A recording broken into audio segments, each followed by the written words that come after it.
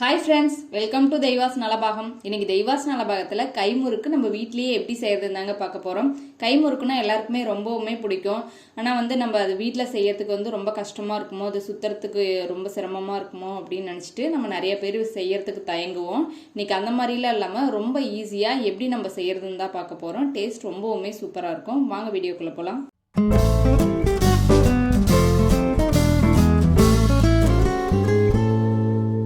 கைமுறுக்கு செய்யறதுக்கு நான் இந்த டம்ளரில் அரிசி அளந்து எடுத்திருக்கேன். இந்த டம்ளரில் 1.5 டம்ளர் அளவுக்கு அரிசி அளந்து நான் ஊற வச்சுருக்கேன். நல்லா ஒரு டைம் வாஷ் பண்ணிவிட்டு நல்லா ஒரு 2 மணி நேரத்துக்கு நான் பச்சை அரிசி ஊற வச்சுருக்கேன். அரிசி நல்லா ஊறி வரணும். பாருங்கள், அரிசி நல்லா ஒரு 2 மணி நேரத்துக்கு ஊறிடுச்சு. இப்போ தண்ணியெல்லாம் நல்லா சுத்தமாக வடிச்சிட்டு நம்ம எடுத்துக்கலாம். நல்லா தண்ணி ஊற்றி 2 டைம் வாஷ் பண்ணிவிட்டு தண்ணியெல்லாம் இல்லாமல் சுத்தமாக வடித்து எடுத்தாச்சு. இப்போ அது ஒரு காட்டன் கிளாத்தை விரித்து போட்டுட்டு இதை நல்லா பரப்பி விட்டுறலாம். நல்லா ஒரு ஃபேன் காற்றுலேயே போட்டோமா ஒரு 1/2 அன் ஹவருக்கு நல்லா அந்த ஈரமெல்லாம் உணர்ந்துடும். அரிசியில் ஈரம் இருக்கும், பட் கையில் நம்ம எடுக்கும்போது ஈரம் ஒட்டக்கூடாது, அந்த மாதிரி இருக்கணும். இப்போ பாருங்கள், அரிசியெல்லாம் நல்லா உணர்ந்துருச்சு. கையில் எதுவும் ஒட்டலை, பட் ஆனால் அரிசி கொஞ்சம் ஈரமாக தான் இருக்குது. இப்போ இந்த அளவுக்கு நல்லா ஆனதுக்கப்புறம் இது மிக்சி ஜாரில் சேர்த்துட்டு நல்லா ஃபைனாக, எந்த அளவுக்கு நல்லா ஃபைனாக அரைக்க முடியுமோ அந்த அளவுக்கு அரைச்சிட்டு நல்லா ஒரு ஜல்லடையில் சேர்த்து நல்லா சலிச்சு மாவை எடுத்துக்கோங்க. இப்போ நம்ம மாவை அளந்து தான் நம்ம மெஷர்மெண்ட் எடுத்துக்க போகிறோம். இப்போ நம்ம அரைச்ச மாவு எனக்கு இந்த டம்ளரில் 2.5 டம்ளர் அளவுக்கு மாவு வந்திருக்கு. இப்போ இந்த மாவுக்கு 1/4 கப் அளவுக்கு பொட்டுக்கடலை மாவு சேர்த்துக்கலாம். இப்போ இதுக்கு காரத்துக்கு 1 டீஸ்பூன் அளவுக்கு மிளகாய் தூள் சேர்த்துக்கிறேன். இது கூடவே தேவையான அளவுக்கு உப்பு சேர்த்துக்கோங்க. நான் 1 டீஸ்பூன் சேர்த்துருக்கேன். இதுக்கு ஒரு 1/4 டீஸ்பூன் அளவுக்கு பெருங்காயத்தூள் சேர்த்துட்டு இப்போ இதை எல்லாத்தையும் நல்லா ஒன்று போல் கலந்து விட்டுறலாம்.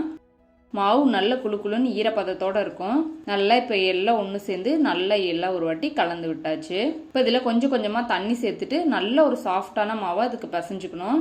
நார்மலாக நம்ம முறுக்குக்கு பிணையிறத விட இது இன்னும் கொஞ்சம் நல்லா சாஃப்டாக இருக்கணும். அப்போ தான் நம்மளுக்கு சுற்றும் போது உடையாத நல்லா அழகாக சாஃப்டாக வரும் பாருங்க. ஆனால் தண்ணி கரெக்டாக பார்த்து சேர்த்துக்கோங்க. ஏன்னா மாவுலேயும் நல்ல ஈரம் இருக்கும். அதனால தண்ணி கணக்காக பார்த்து சேர்த்துக்கோங்க.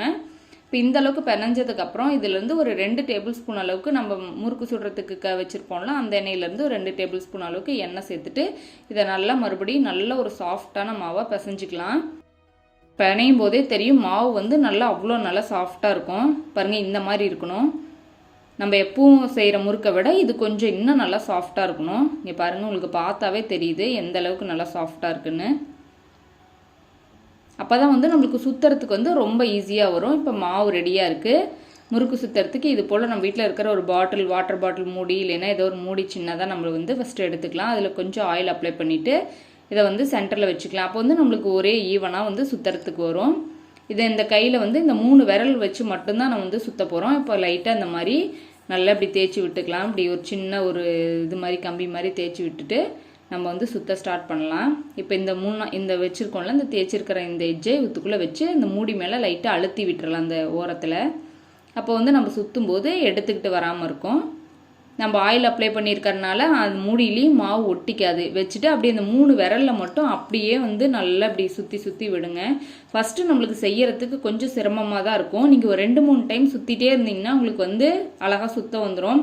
நம்ம அந்த ப்ரொஃபஷ்னலாக சுற்றுற அளவுக்கு வரலனாலும் நம்மளுக்கு அழகாக ஓரளவுக்கு நம்மளுக்கு சுத்த வந்துடும்.